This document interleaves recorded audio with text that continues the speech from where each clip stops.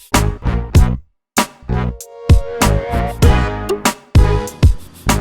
everybody, Brian Mayer from the Game Library, the school library system.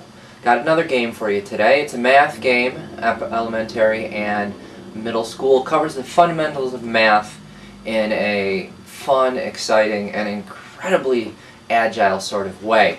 It's called Numbers League. It's for 2 to 4 players by Benton Castle out of Rochester, New York. It takes about 30 minutes to play. What I want to do is I want to walk through the game, talk to you a little bit about how you play and some of the value that comes out of the game. Background of the game: the students are all superheroes, building a team of superheroes, trying to capture villains that are plaguing the city. Each superhero comprised of a head, a body, and a foot, and those each have values. You combine the head value, the body value, and the foot value to give you a total value for that superhero. You then use that superhero plus other superheroes that you've built up and a sidekick that may or may not be on the board, and you combine them in different ways to reach target values of the villains. If you happen to on your turn reach the target value of a villain, you've captured him. And you can use cool little booster packs and ray guns and different types of kind of weapons and accessories to help you capture, and those count for points as well too. So let's check out how you set up the game and how you play. So here we have a typical setup for the game. There are 2 main types of cards. We have the villain cards here, which get set up in a grid pattern from lowest value up to the highest value. There are villains on both sides, and the values reflect the difficulty of reaching them. So here will denote the level. You see the yellow dot there lets you know that that is the hero level. It's a little bit easier to hit that number, and the green level is the superhero level, and it's a little bit harder to hit that number. There are negative numbers as well as positive numbers, and there is an expansion that introduces decimals as well. So what you're going to do is you're going to decide whether or not you want to play at the hero level or the superhero level. You're going to set those cards up on the table into a grid numerically. You're going to then, out of the other cards that you have, deal out 7 to each player and deal out 3 up here to be the sidekick. Now the other cards are your superhero cards, and those feature parts of the body, and they also feature these kind of weapons and accessories that you can use as you're trying to capture the different villains. Once you've set up the grid of villains, you set the rest of the villains aside. You deal out everybody 7 cards.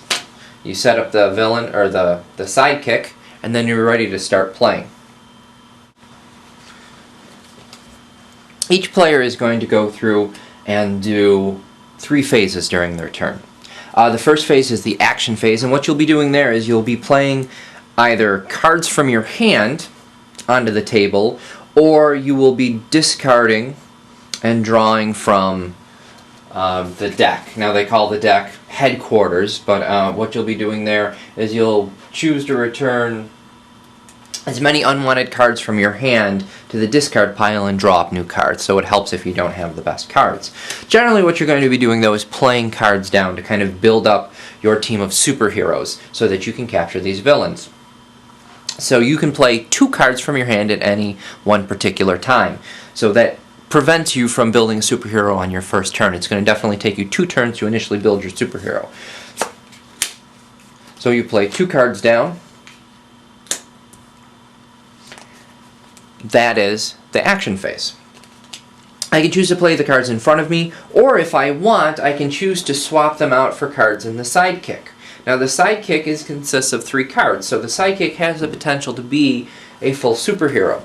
If I were to happen to play a card to the sidekick, it's going to replace the card that's there, and that card comes into my hand. So even though I'm playing a card to the table, I'm still getting a card back in my hand. You'll notice now that my sidekick has legs, a body, and a head, so this actually has a value now. 4 plus 1 is 5, plus negative 2 is 3. So if my turn was to do that, and then play another card, out on the table. I've played my 2 cards. The second phase is the capture phase.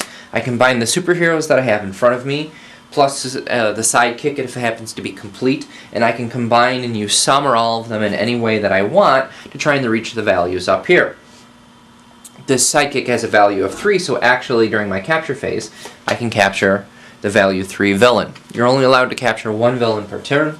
I take that, I set that side in my scoring pile, and I'm going to score points equal to the value you noticed here. So this villain is worth 1 point.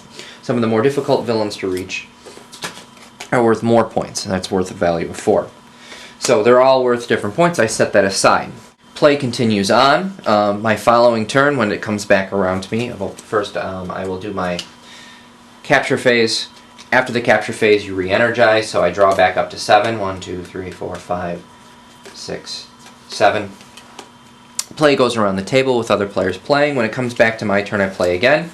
I can play that there as my first card. For my second card, I can play one of those accessories that I talked about. Now, you can only place 1 accessory on one particular superhero. So if I place this ×2 on this hero, it permanently alters their value until they're used to capture a villain. So he has a value, this particular superhero has a value of 1, 2, -1 has a value of 1. 1 with the ×2, I can then during my capture phase use him to capture the value 2. I capture the value 2 villain, I put it aside, plus I set aside the accessory that accessory or any other accessories that may be used to capture that villain. That gets set aside in my score pile.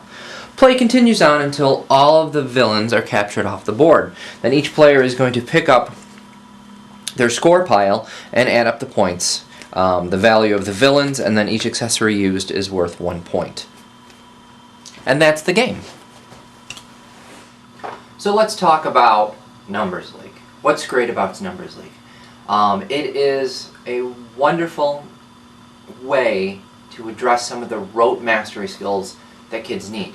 We need to know math. We need to know the basics, multiplication, addition, subtraction, and decimals as well too. But we need to approach it and get that mastery in a way that is fun and exciting and engaging. And Numbers League accomplishes that. You are doing some very agile combination of numbers to reach values. And it's another great way of showing students that there are multiple ways to reach a particular value. That 5 isn't just 2 plus 3, but it's 4 plus 1, it's 6 plus -1. There's lots of different ways to reach a value. And that comes across in this game. Modifying this and making this work with younger players, a great thing to do is have little post-it notes. The game comes with a little set of post-it notes where you can write down the value of each of the heroes that you've built to keep them there as a reminder, so you're not constantly always kind of calculating what the value of each hero is, but you can write on the post-it note their value and place it on each of them. The playing time is fairly fast. You can adjust it as well too, so that you don't have to play with a full complement of villains. You can play with a smaller complement of villains so that you have a much shorter play time. You have that ability to adjust that. Great game. I can't recommend this enough. If you do pick it up, I recommend picking up the expansion as well too. That's Number Leagues from Benton Castle Workshops. Check it out.